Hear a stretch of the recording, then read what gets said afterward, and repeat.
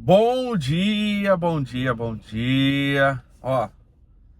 Hoje, terça-feira, 11 de novembro, exatamente às 6h18. Estamos aqui em São Paulo, solzinho tímido, mas já tá ficando bonito o dia aqui. Ainda tá um pouquinho de frio, estamos a 17 graus Celsius, mas promessa aí de dar uma esquentada aí no decorrer do dia. Na torcida aí.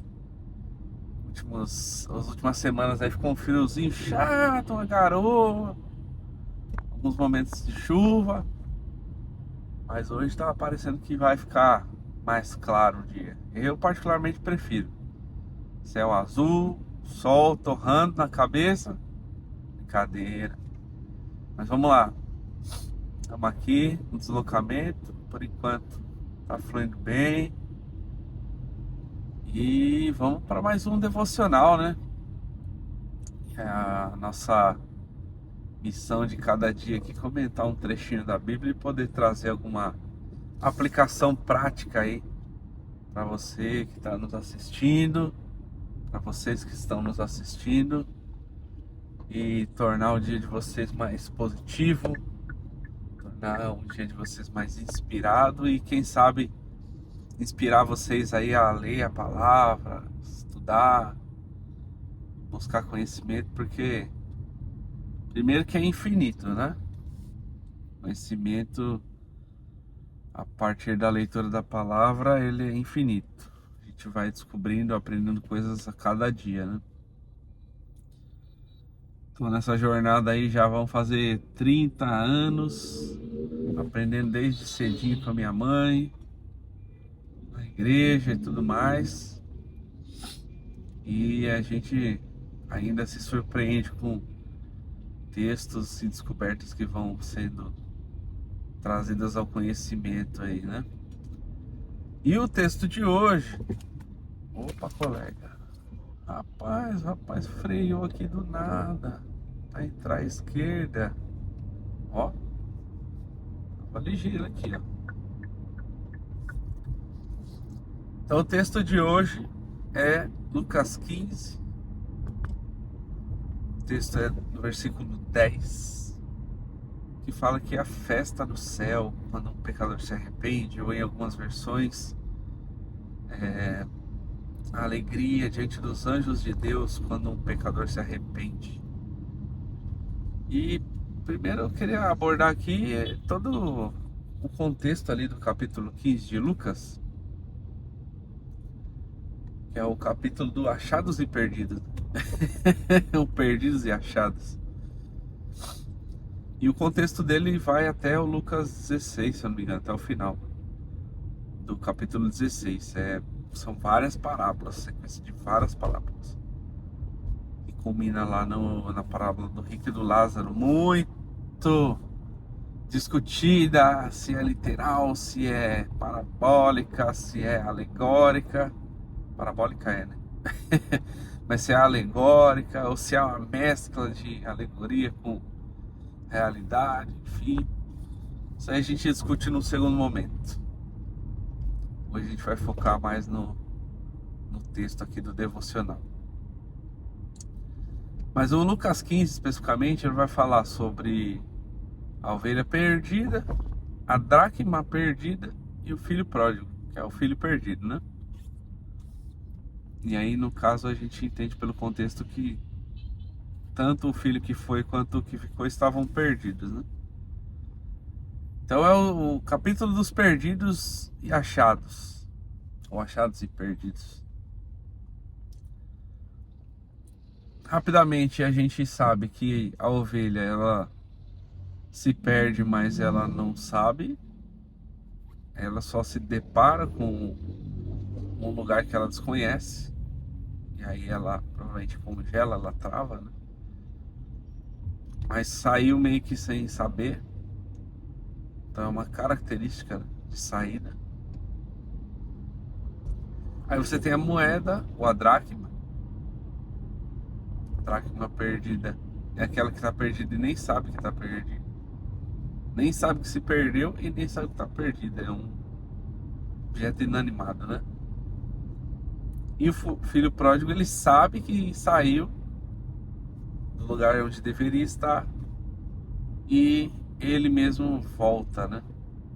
Interessante que tanto na ovelha quanto na dracma parte do dono, né? Seja do pastor ali da ovelha ou da mulher que diligentemente vai lá e procura pela dracma, parte de alguém.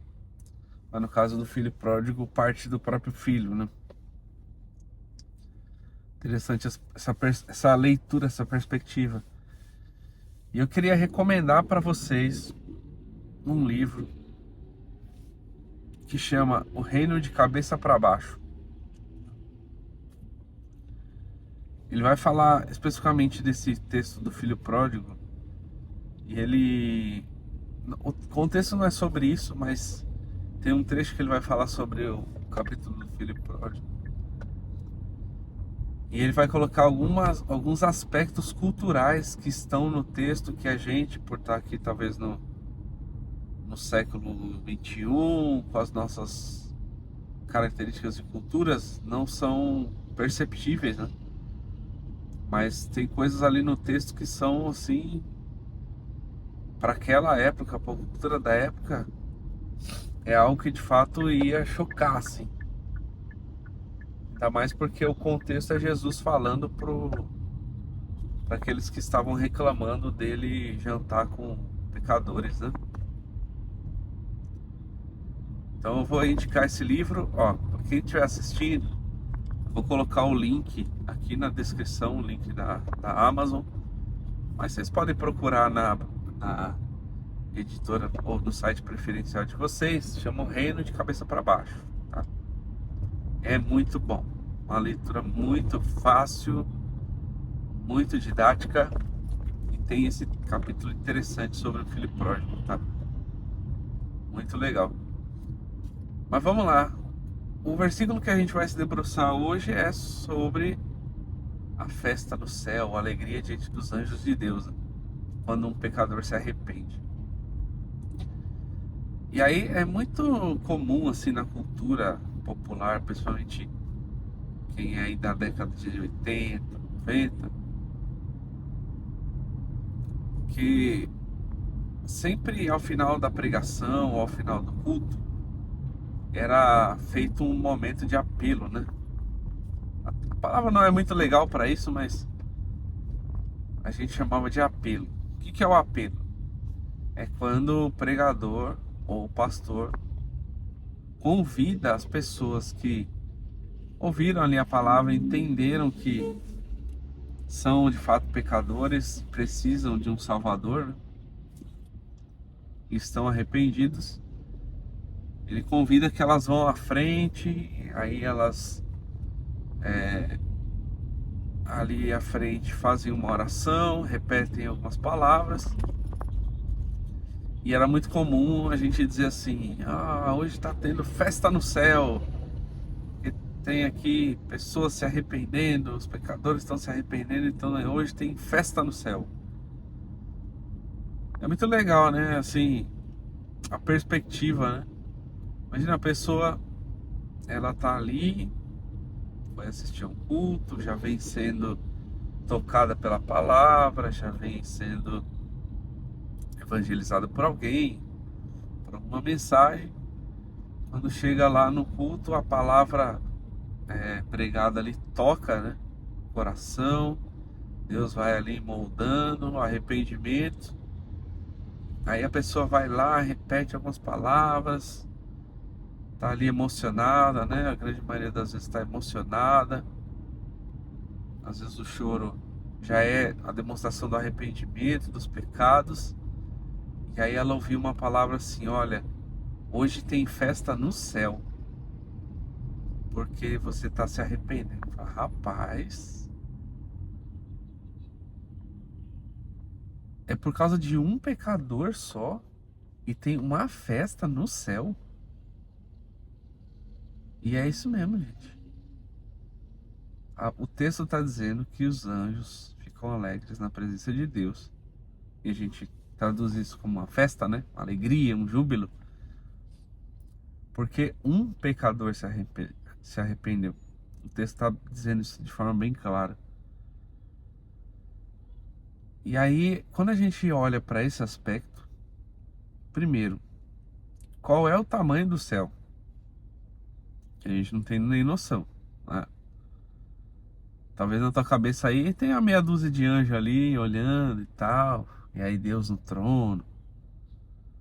Mas eu queria trazer uma perspectiva aqui do tamanho disso. Então, assim, primeiro, a palavra lá no Gênesis diz que Deus fez os céus e a terra, né? Pode estar citando ali o céu, seja no mundo espiritual, e o céu material que a gente vê aqui. Estou vendo um avião passando aqui, subindo do aeroporto de Congonhas. Olha que legal. Ele deve estar falando aqui desses céus, né? Mas para Deus ter feito primeiro os céus, depois a terra, meu amigo, a gente não deve ter noção de como é o céu. Não deve ter noção. Se a gente já fica perplexo com alguns textos, né? Que falam assim, sucintamente de algumas coisas, de como é lá. E melhor, de como é que vai ser aqui na terra, né? Com a Nova Jerusalém descendo de lá. Rapaz, eu fico imaginando o tamanho desse negócio. O tamanho dessa construção. Porque para Deus ter criado os anjos, primeiro ele precisou se diminuir ao ponto de ser visível a essas criaturas, essas figuras que aparecem no texto, né? Os mensageiros, os anjos. Mas não só para eles, né? Tem os arcanjos, querubins, serafins, outros outros personagens aí do mundo espiritual. Mas eu imagino a grandiosidade do negócio, né? Isaías vai falar que viu um alto e sublime trono. Rapaz, um alto e sublime trono. A gente não deve ter noção. Às vezes eu vejo ali na Zona Sul aqueles prédios gigantescos. Imagino quem viaja aí para outros países e aí foi, sei lá, para Dubai, viu aqueles arranha-céus absurdos de grandes assim. E cara, como é que deve ser um negócio desse assim, absurdo, de grandioso, suntuoso? A gente não tem nem noção, né? Nem noção. Aí se você pega uma construção, imagina um lugar gigantesco, um trono gigantesco, uma sala gigantesca, tudo perfeito, né? Toda a construção perfeita, cara. Sem pichação, sem sujeira. A gente vê aí. Como é que deve ser esse lugar, né? Como é que deve ser a iluminação desse lugar, né? Às vezes a gente vê uns lugares bonitos assim, né? Iluminado e tal, vai num evento, tem as luzes amarelas, as luzes não sei o quê. Aí vê aquelas orquestras tocando com a luz de velas.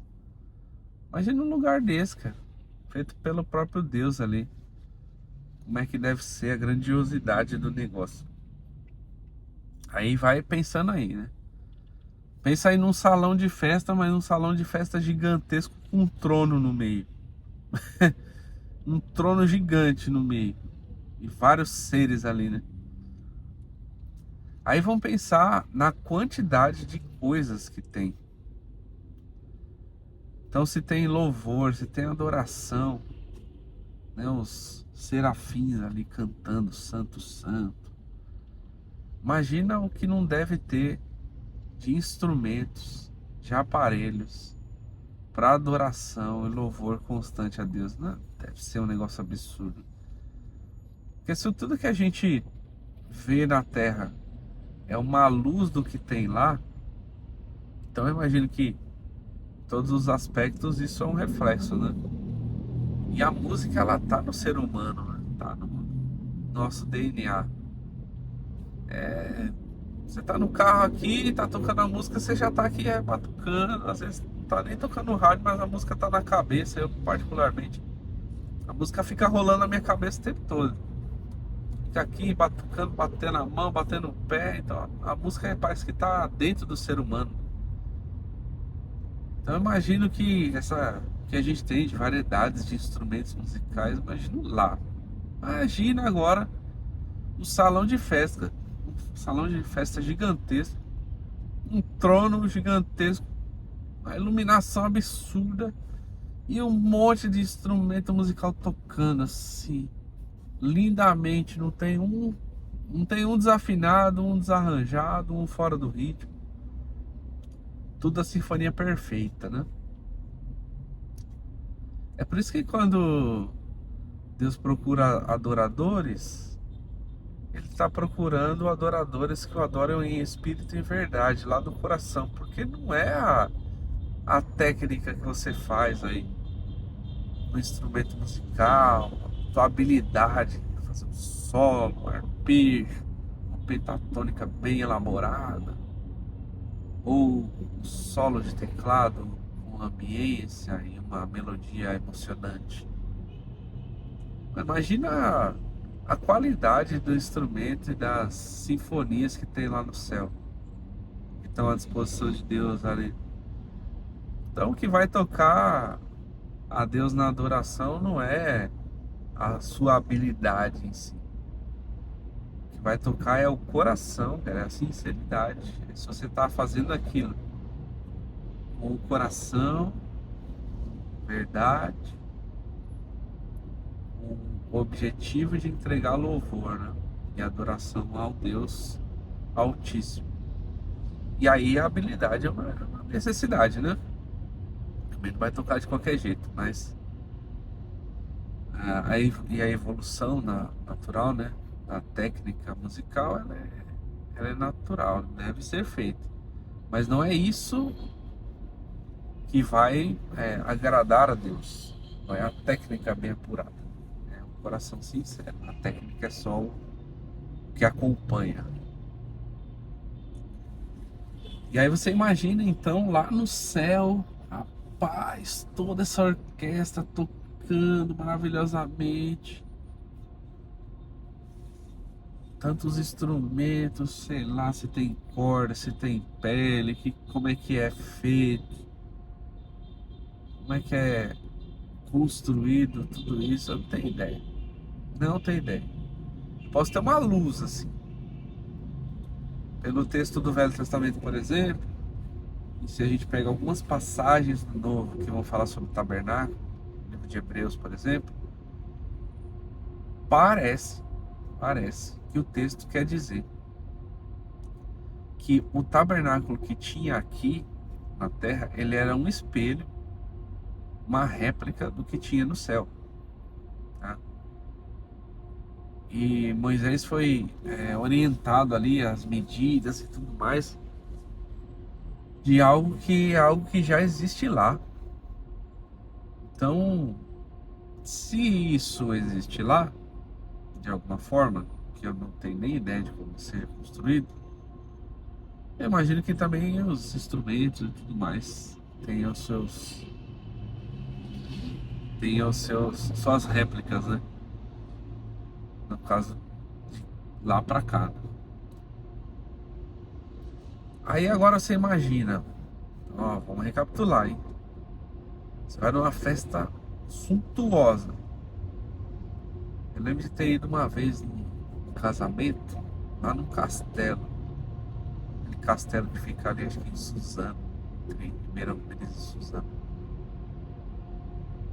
E o negócio é lindo, alto assim, ó, espaçoso, decoração absurda, muito organizado, muito bem arrumado. Então, eu imagino um céu um lugar muito maior, assim, muito mais amplo, iluminado, o trono, os instrumentos. Aí os instrumentistas. Agora eu quero que você imagine o tanto de anjos que tem lá, tá? Alguns podem até colocar assim a perspectiva dos santos, né? santos que já partiram. E aí eu vou, como tem bola dividida aí na teologia, sobre se as pessoas estão lá nesse ambiente, ou se estão em outro lugar, ou se estão no sono aguardando o retorno. Não vou discutir esse ponto, mas vamos pegar então só a característica dos personagens celestiais, tá? Agora imagina a quantidade de anjos que não deve ter lá. Arcanjos, querubins, serafins, né? Mas imagina a quantidade. Pega um estádio lotado. Já viram um estádio lotado? Quem foi já em estádio? A galera gritando assim, cantando lá as músicas e tal. É um negócio absurdo, mano. É empolgante e tal. Eu sempre vou pegar esses exemplos assim e extrapolar para imaginar como é o céu, né? Então eu extrapolo aqui, imagino como é que não deve ser o tanto de anjo lá. Aí agora pega esse cenário. Milhares, talvez centenas de milhares ou milhões de anjos. Um ambiente suntuoso, um trono. Os caras tocando guitarra, tal. É, fazendo aquele solo maravilhoso. De repente, para. Tipo o João Kleber, né? Para. Gente, olha lá, tem um pecador lá embaixo. Rapaz, presta atenção nessa cena. Tá tudo rolando lá, som alto. De repente, uma pessoa se levanta num banco de uma igreja. Ou se levanta numa célula. Ou num templo. Ou na rua. Uma pessoa se levanta. E ela fala assim: olha, eu reconheço que eu sou pecador. E eu dependo totalmente da salvação provida por Cristo. Ele é meu único e suficiente Salvador. Rapaz, eu imagino o tamanho do barulho que não deve ser feito lá no céu, porque tá falando que tem alegria lá, né? Em algumas versões até festa, né? Diante dos anjos de Deus ali. Porque um pecador se arrependeu. Cara, eu não tenho noção de como deve ser isso. E é interessante porque a gente passa pelo texto assim, nossa, que legal, tem uma festa lá no céu, né, quando o pecador se arrepende, muito legal. Rapaz, uma festa no céu. Como eu falei aqui, pô, milhões, sei lá, centenas de milhares de anjos, arcanjo, querubim, serafim, instrumentos, a iluminação, o trono. Rapaz, o Cristo lá agora, o rei da glória no seu trono, e vai ter uma festa. Rapaz, eu não tenho noção de como é o tamanho disso não. Um pecador se arrependeu e tem uma festa no céu. Não é uma festinha, não é aquela festinha nossa que às vezes está com um orçamento curto. Fala assim, eu vou chamar só os amigos mais próximos, ou vou chamar aqui só os familiares mais próximos, porque tá pra pagar um salão para muita gente está muito caro. Pagar um bifezinho para criança é caro. Então vou chamar um pouquinho a gente aqui fazer um bolinho. Não, gente, não é isso. É uma festa no céu. Olha pro céu aí, que você tá na rua aí, você tá sei lá, na varanda da sua casa aí, no quintal da sua casa. Tá na piscina, ouvindo isso aqui. Olha pro céu aí, olha o tamanho desse negócio. Agora imagina no reino espiritual como não deve ser o tamanho do lugar. E o tanto de elementos que deve ter. E aí nós estamos falando de um versículo que está dizendo que tem uma festa no céu quando um pecador se arrepende. Rapaz, não dá para imaginar um negócio desse, não. Não dá. Então, gente, quando uma pessoa se arrepender, seja num momento de culto ali, como eu falei, né? Antigamente fazem o apelo. Hoje ainda algumas igrejas fazem, né? Mas não são todas, não. Tem umas que nem pregação tem direito. Mas onde tem, né? E nas células, né? Onde tem ali um caráter mais evangelístico, ações, cultos nos lares, né? Em alguns lugares e tal. Quando uma pessoa se arrepende, gente, a gente tem que fazer uma festa, uma alegria. Porque se o céu, que é a pura perfeição da criação, celebra, por que nós, que a gente tá aqui nessa dificuldade toda e as pessoas parte não creem nem no Jesus, acho que até o Jesus histórico é mentira, né? Mesmo com tantas evidências. E aí nesse ambiente tão hostil, filosoficamente falando, ideologicamente falando, uma pessoa se arrepende, cara, se entrega e a gente só acha que é mais um. Só mais um ali dentro de uma multidão. Rapaz, a gente precisa rever muita coisa. Falo pra mim mesmo, tá? Nossa perspectiva de muita coisa e olhar detalhes suntuosos num texto que é tão rápido que às vezes a gente passa ali no meio das parábolas, né? Nesse caso, Lucas 15. Passa tão rápido ali que nem presta atenção no que tá lendo. E se você é um pecador, tá ouvindo isso aqui, tá olhando a perspectiva aí dessa festa no céu, fica o convite, vem para Jesus.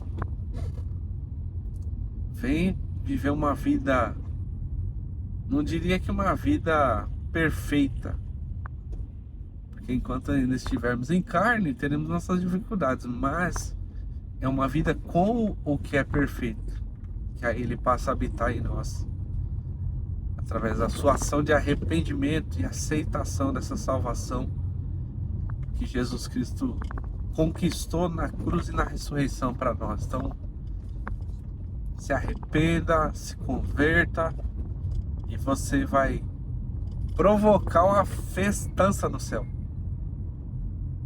E que essa mensagem aqui chegue para milhões, milhares de pessoas. E que o poder da palavra possa tocar cada um que ouvir isso aqui e que possam vidas aí ser resgatadas. Em nome de Jesus.